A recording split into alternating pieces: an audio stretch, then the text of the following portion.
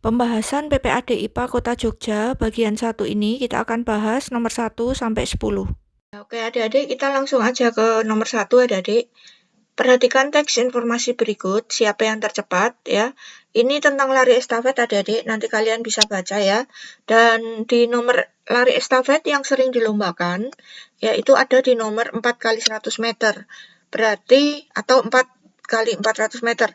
Di sini berarti kalau 4 kali berarti ada 4 pelari ya adik-adik. Nah, pada suatu nomor lomba lari estafet 4 kali 100 meter, peraih medali emas memperoleh catatan waktu dari pelari estafet pertama, kedua, ketiga, dan keempat seperti gambar berikut. Ya, ini kita catat waktunya dulu adik-adik. Pelari 1 ini berapa? Berarti ini kita lihat yang di merah ini ya, yang ini. Nah, ini berarti 9 ya. Ini 9 sekon, karena ini menitnya oke, nggak bergerak, dia baik-baik aja. Kemudian pelari kedua menitnya juga oke, ini nggak bergerak. Kemudian kita lihat sekonnya ini ya, 17 sekon gitu ya. Waktu pelari kedua. Kemudian pelari ketiga itu 29 sekon. Kemudian pelari keempat itu 39 sekon gitu ya adik-adik.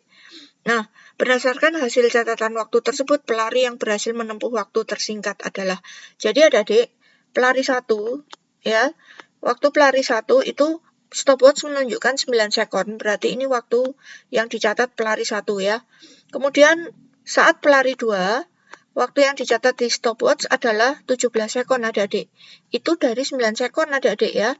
Kemudian kan dia dilanjutkan begitu kan. Jadi dari 9 sekon dilanjutkan menjadi 17 sekon. Berarti waktu pelari kedua dia berlari itu 17 dikurangi 9 gitu ya adik-adik. Jadi ini 8 sekon gitu. Kemudian di pelari ketiga ya, itu dari 17 dia ke 29 sekon. Jadi 29 kita kurangi 17. Ya ini ada 12 sekon ya adik-adik. Kemudian pelari keempat ini ya. Di pelari keempat itu 39 sekon. Itu dari 29 ya.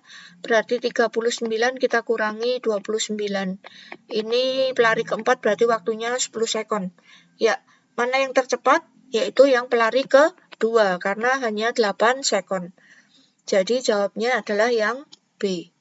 Ya, gitu adik-adik untuk nomor 1. Kita lanjut ke nomor 2. Perhatikan teks informasi berikut. Aluminium terapung, masa sih? Nah, di sini kalau kalian nanti baca ya, di sini kita akan menemukan rumus rho sama dengan massa dibagi volume gitu ya. Nah, dan kita lihat dulu di soalnya, ketiga benda, jadi ada 3 benda ya, dimasukkan ke dalam bejana berisi cairan dengan massa jenis tertentu. Nah, ini di bawah sudah ada massa jenis cairannya, ini air, kemudian minyak, kemudian raksa, kemudian sirup. Ya, kita akan cek adik-adik. Untuk mengetahui, kita harus cari dulu di sini rho dari masing-masing benda ABC-nya ya. Nah, kita hitung rho-nya yang di sini M per V, jadi 7,2 dibagi 8 ya. Sesuai dengan rumusnya ini adik-adik. Yaitu kalau kalian hitung nanti ketemunya adalah 0,9. Demikian juga yang B adik-adik. 71,2 kita bagi 8, nanti hasilnya adalah 8,9. Kemudian rho yang ketiga, itu 21,6 dibagi 8, yaitu ketemunya adalah 2,7 adik-adik. Nah, kita langsung cek aja ya. Ini yang pertama ini, air ya. Massa jenisnya 1 gram per cm kubik adik-adik. Ya, kita lihat di sini A itu rho-nya 0,9 ya, kurang dari 1 adik-adik, berarti A ini terapung, betul ya? Oke, A ini terapung, betul. Kemudian kita cek lagi yang B dan C, itu lebih dari 1 adik-adik, 8 dan 2,7 ya. Harusnya tenggelam, jadi C-nya ini salah adik-adik ya. C-nya 2,7, itu lebih besar, jadi harusnya tenggelam. Oke, kita lanjut ke minyak adik-adik, kita cek yang gambar kedua. Gambar kedua ini kita cek lagi rho-nya 0,8 ya. Jadi ini kalau yang A itu 0,9, harusnya A-nya ini juga tenggelam adik-adik ya. Gitu adik-adik. Kemudian C dan B-nya karena lebih besar dan dia pasti tenggelam ini ya. Oke, tadi kita cek dulu di pilihannya ganda ya adik-adik. Ini yang A itu sudah pasti salah karena ada nomor satunya ya. Nah, kemudian kita cek nomor 2 tadi juga sepertinya salah, tapi kita tinggalkan dulu, kita ke nomor 3 ya adik-adik. Di sini ada raksa ya, row-nya 13,6. Kita lihat A-nya ini kurang dari 0,6 nih, hanya 0,9. Jadi A-nya ini terapung betul ya. Kemudian C-nya itu 2,7. Ya ini harusnya terapung juga, oke. Kemudian tembaganya 8,9. Ya ini lebih ringan dari 13,6. Harusnya B-nya ini terapung adik-adik. Jadi 3 udah pasti salah adik-adik ya. 3 sudah pasti salah. Dan 4 ini sudah pasti benar adik-adik.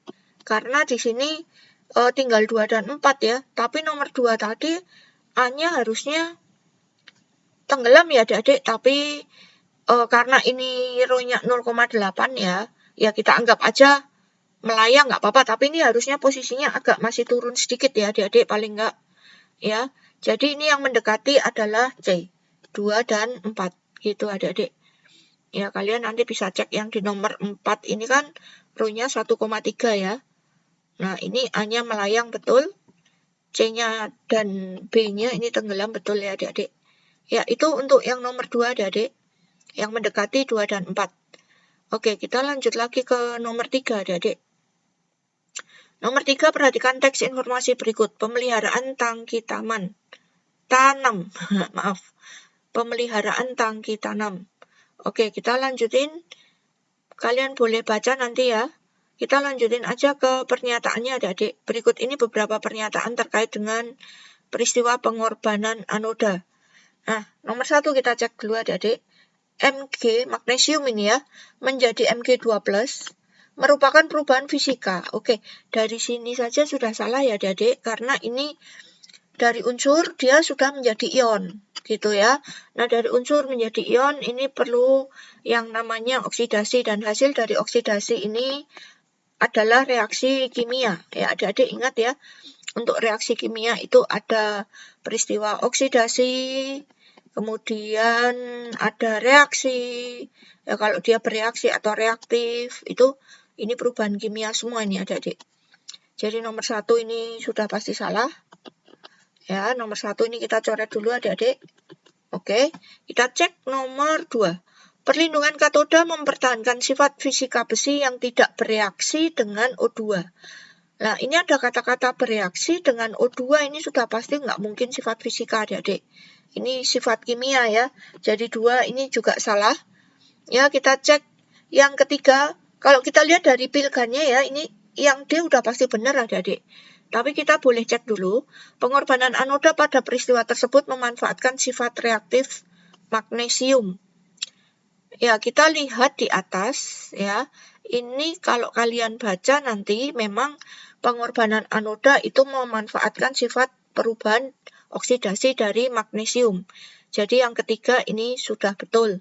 Kemudian yang keempat, pada reaksi reduksi oksigen mengalami perubahan kimia menjadi air ya. Nah, ini perubahan kimia betul karena ini ada reaksi reduksi ya. Jadi nomor 4 ini juga pasti betul. Itu nomor 3 adik-adik jawabannya yang D. Kemudian kita ke nomor 4. Ini ada indikator asam basa ya. Nah, kita lihat langsung aja ke ini tabelnya ya. Sekelompok siswa melakukan penelitian tentang rentang pH pada beberapa indikator alami. Berdasarkan kegiatan tersebut diperoleh data dalam tabel berikut. Kita lihat ekstrak tanaman kunyit ya. Warna aslinya di sini sudah ada. Kemudian perubahan warna dalam larutan asam. Ini ada warna asli ya. Kemudian dalam larutan basa. Nah, kita coba langsung cek. Data tersebut kemudian digunakan sebagai acuan untuk mengidentifikasi sifat asam basa 3 larutan berikut. Kita cek dulu adik-adik di larutan A. Ya, larutan A itu indikatornya menggunakan kunyit. Warna awal sebelum ditetesi ekstrak itu bening ya adik-adik. Kemudian setelah ditetesi ekstrak, dia menjadi jingga tua. Nah, kita kalau lihat di sini, jingga tua itu adalah warna aslinya kunyit adik-adik. Ya, berarti si kunyit ini tidak berubah warnanya ya. Nah, karena tidak berubah warnanya, berarti larutan A ini normal, adik-adik. Gitu. Oke, kita langsung cek lagi di larutan yang B. Indikatornya kita menggunakan kubis merah ya. Warna awalnya itu putih keruh. Kemudian setelah ditetesi ekstrak menjadi merah muda. Kita lihat. Kubis merah kalau menjadi merah muda, berarti dia bersifat asam. Ya, berarti larutan B ini asam. Kemudian kita cek lagi larutan C. Ini dengan bunga karamunting ya. Waktu sebelum ditetesi ekstrak itu putih keruh. Kemudian setelah ditetesi ekstrak menjadi warna ungu, kita lihat bunga karamunting kalau menjadi ungu, dia berarti bersifat basa. Nih, ada ya adik-adik. Jadi yang larutan C ini adalah basa. Nah, kita lanjutkan lagi. Jika larutan A, B, dan C diuji dengan kertas lakmus biru, maka kondisi warna yang akan terjadi adalah, ya kita cek dulu, tetap biru pada larutan A karena bersifat netral. Tadi larutan A bersifat netral ya, dan lakmusnya biru, dia tetap biru. Ya, ini berarti betul ini adik-adik yang A. Ya, kita coba cek ya adik-adik ya. Yang B. Tetap biru pada larutan B karena bersifat basa. B ini tadi bersifat asam adik-adik. Jadi harusnya waktu lakmus biru dimasukkan ke B, harusnya warnanya menjadi merah. Jadi ini salah ya, karena ini tetap biru. Kita cek lagi yang C. Tetap biru pada larutan B. Nah, salah karena asam itu warnanya merah. Salah. Menjadi merah pada larutan C karena bersifat asam. Salah ya, karena C itu bersifat basa. Nah, jadi betul ya, jawabnya adalah yang A. Nah, sudah lebih paham kan sekarang? Yuk, segera subscribe untuk selalu dapat notifikasi video terbaru. Dan jangan lupa juga like, komen, dan juga share ke teman-teman kalian ya. Oke, lanjut lagi adik-adik ke nomor 5 ya, tentang bahaya asap. Kabut asap merupakan materi yang terdiri dari unsur, senyawa, maupun campuran. Oke, nanti kalian bisa baca ya. Kemudian di sini ada langsung pernyataannya aja. Pernyataan terkait zat dalam infografis tersebut adalah, kita coba lihat yang A, PM10 sangat berbahaya karena merupakan campuran yang terbentuk dari partikel-partikel kasar melalui reaksi kimia. Ya, jadi ini campuran adik-adik ya. Campuran itu tidak terbentuk melalui reaksi kimia ya. Nah, ini udah salah dulu ini. Jadi yang A ini udah pasti salah. Kemudian yang B kita coba cek. Senyawa ozon O3 penyebab iritasi tenggorokan ketika terhirup, meskipun jika berada di lapisan atmosfer, merupakan pelindung bumi dari paparan ultraviolet. Oke, kita cek O3. Ya, ini O3 adik-adik, ozon permukaan, membuat tenggorokan iritasi. Senyawa ozon O3 menyebabkan iritasi tenggorokan. Betul ya? Ah, ini yang B betul ini sepertinya. Tapi kita coba lihat C dan D-nya dulu. Sulfur S dan oksigen O bukan zat berbahaya bagi manusia, tetapi ketika bereaksi akan membentuk campuran. Nah, ini salah lagi nih adik-adik. Tadi campuran kok reaksi gitu kan. Berarti kalau reaksi kan itu berarti kimia gitu ya. Oke. Kemudian yang D. Senyawa nitrogen oksida merusak imun saluran pernapasan. Kita coba cek. Apa tadi? NO2 ya. Nah, ini membuat imun saluran pernapasan berkurang. Betul sih sebenarnya. Coba kita lanjutkan dulu. Meskipun terbentuk dari reaksi antara nitrogen dan oksigen yang masing-masing tidak berbahaya bagi tubuh. Nah, ini hati-hati. Tidak berbahaya bagi tubuh ya. Nitrogen itu nggak bagus ini adik-adik. Jadi yang B jawabannya ya. Lanjut lagi ke 6. Nomor 6, pemasangan bingkai logam pada roda kereta api. Kita baca dulu adik-adik. Roda kereta api berupa plat baja yang berbentuk lingkaran dan dimasukkan ke dalam bingkai roda yang terbuat dari baja. Jadi rodanya, ini ya, ini ada gambarnya nih. Rodanya ini dimasukkan ke bingkai baja. Ya, ini nanti harus bisa masuk ke dalamnya sini adik-adik. Nah, ini waktu rodanya dimasukkan ke bingkai baja. Ini bingkai bajanya ini ya. Nah, ini rodanya. Teknik pemasangan roda pada bingkai baja sebuah lokomotif adalah, ya, ini bisa kita logika aja ya. Kalau roda ini bisa masuk ke bingkai baja, berarti bingkai bajanya ini harus memuai dulu, dipanaskan dulu agar memuai. Setelah itu ini dimasukkan ya. Nanti ketika suhunya sudah normal kembali, sudah turun, dia akan langsung menjepit si roda ini tadi gitu ya, kan dia menjadi menyusut lagi kan kalau suhunya menurun gitu. Nah, itu prinsipnya ya, kita coba cek yang pernyataan A. Bingkai baja dipanaskan hingga memuai. Ya, ini betul sampai sini. Kemudian roda dimasukkan ke dalamnya. Setelah pas, suhu bingkai baja diturunkan ke suhu semula, sehingga roda yang telah dipasang terjepit kuat. Wah, ini deh, sudah betul ini. Jadi, pasti yang A ini. Kalian mau coba baca yang B, C, D boleh. Tapi kalau waktu kalian mengerjakan SPD atau TPM atau PPAD di sekolah, nggak usah kalian cek lagi ya adik-adik, kalau memang sudah betul. Tapi kalau kalian ragu-ragu, kalian boleh cek lagi. Coba kita lihat yang B. Bingkai baja dipanaskan bersama roda. Wow, ini salah nih. Nanti semuanya kedua-duanya memuai, ya. Kemudian roda dipanaskan hingga memuai. Salah. Nanti rodanya dipanaskan, malah nggak bisa masuk ke bingkainya, adik-adik. Nah, ini juga salah. Udah pasti yang A. Lanjut lagi ke nomor 7, adik-adik. Mau yang segar? Nah, katanya gitu. Cuaca panas yang terjadi akhir-akhir ini memang cukup menyiksa. Oke. Kita baca lagi. Nah, di sini ada kata yang dicetak tebal. Suhu normal atau sejuk ada di suhu 16 hingga 25 derajat Celcius. Oke, kita lanjut bacanya. Nah, di sini ada pernyataan rumus ini Q sama dengan MC delta T. Kemudian ada keseimbangan termal ini ya, Q yang lepas sama dengan Q yang diterima. Salma ingin mempraktekkan pernyataan Dr. Melisa untuk membuat air minum yang aman dikonsumsi saat cuaca panas dengan mencampurkan 200 gram air bersuhu 10 derajat Celcius dengan 100 gram air bersuhu 70 derajat Celcius.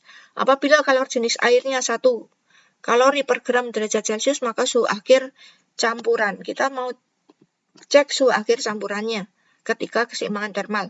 Ini tentu saja menggunakan rumus Q lepas sama dengan Q terima gitu ya adik-adik. Nah, kita masukkan rumusnya kan MC delta T ya. M yang pertama itu 200 gram, ini kita masukkan berarti 200 dikali C-nya 1 tadi ya. Ini 1 kalori. Kemudian delta C-nya adik-adik. Kalian harus buat dulu delta C-nya adik-adik. Ini suhu terendahnya tadi 10 kita taruh di bawah. Kemudian suhu tingginya 70 ya. Berarti nanti suhu keseimbangannya pasti ada di antara 10 dan 70 ini. Ini saya tulis T campuran gitu ya. Nah, berarti untuk air yang 200 gram yang bersuhu 10 derajat nanti delta C-nya adalah T campuran dikurangi 10. Yang atas kurangi yang bawah ya adik-adik. T campuran dikurangi 10. Ini nanti sama dengan yang kedua itu 100 gram ya, 100 kali 1 kali, ya ini delta T yang kedua berarti 70 dikurangi T campuran. 70 dikurangi T campuran, gitu ya. Nah, ini kita bisa coret adik-adik. Nolnya juga boleh kita coret. Berarti nanti 2 TC min 10 sama dengan 1 kali 70 min T campuran.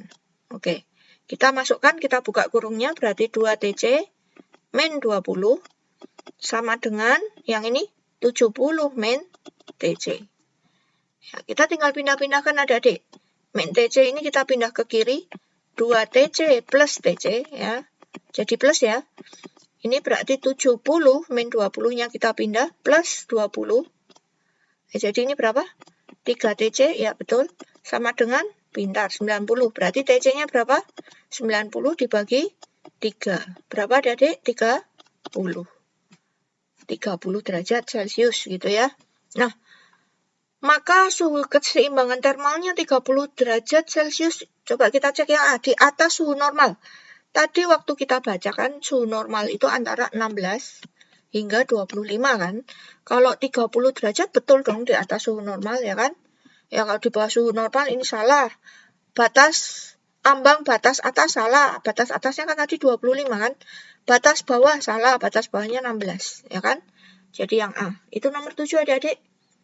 Adik-adik merasa gampang mengikuti video ini? Ya jangan lupa share ke teman kalian adik-adik ya. Tabur kebaikan, maka kalian akan menuai kebaikan juga. Oke?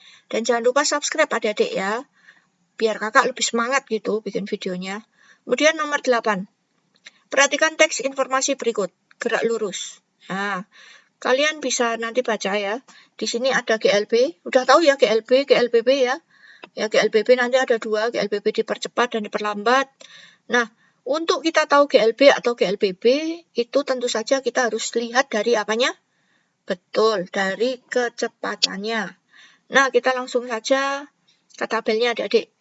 Hasil pengamatan disajikan pada tabel berikut. Nah, kita baca dulu tabelnya adik-adik ya. Di sini ada detik.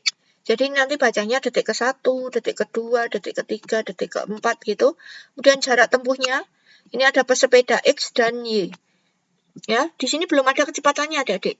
Berarti ini kecepatannya kita harus hitung dahulu. Kecepatan rumusnya apa? Kalian bisa gunakan JKW biasa itu. Ya, berarti jarak dibagi waktu gitu kan.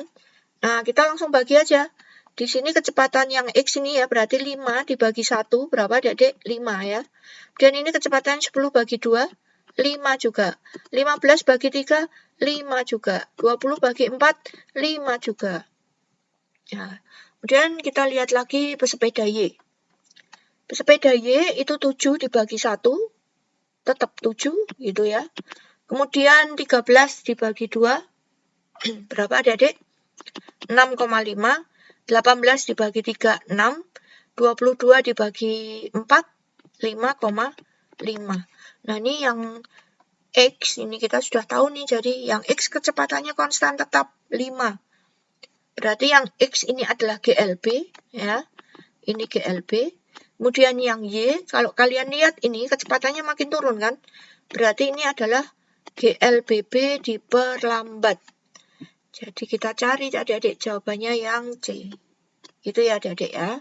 Oke, kita lanjutkan ke nomor 9 adik-adik. Perhatikan gambar berikut.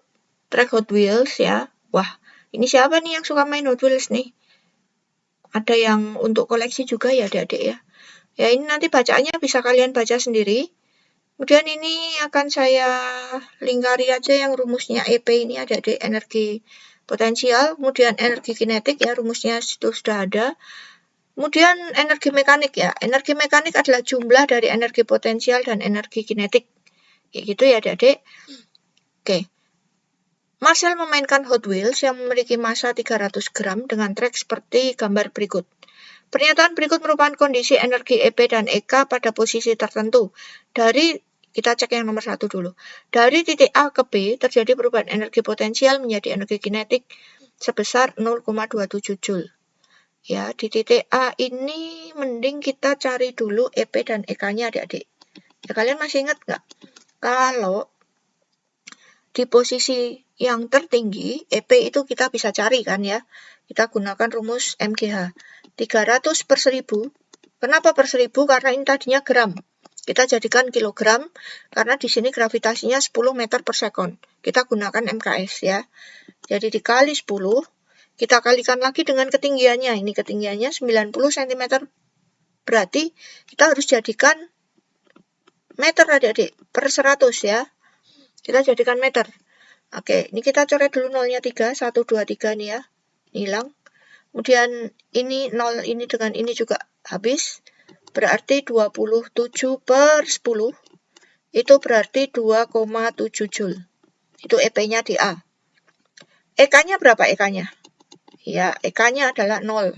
Di ketinggian yang teratas, EK-nya 0. Itu yang kalian ingat-ingat. Ya.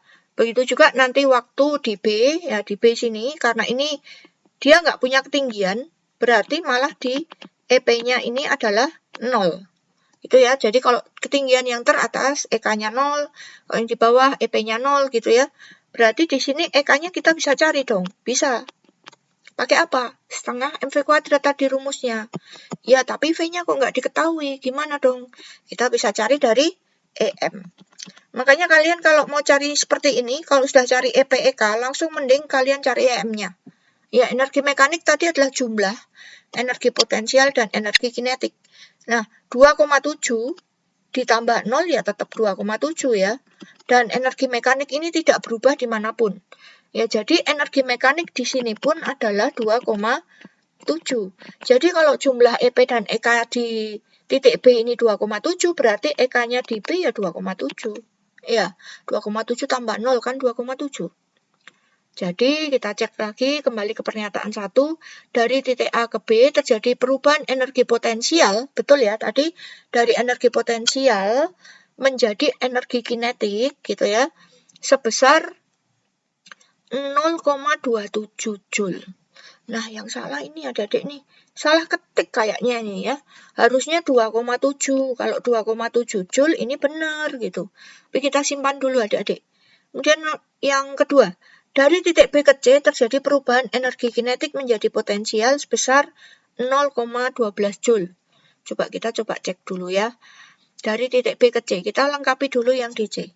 Di C ini EP-nya ada karena dia punya ketinggian kan, 300/1000, ya kali gravitasinya 10, kemudian ketinggiannya 40/100 jadikan meter. Nah, ini hilang, ya nolnya. Ini juga habis nolnya. Jadi di sini 12/10 itu 1,2 Joule. Ya, kalau EP-nya 1,2 Joule tadi kalian ingat kan EM-nya itu 2,7 Joule kan?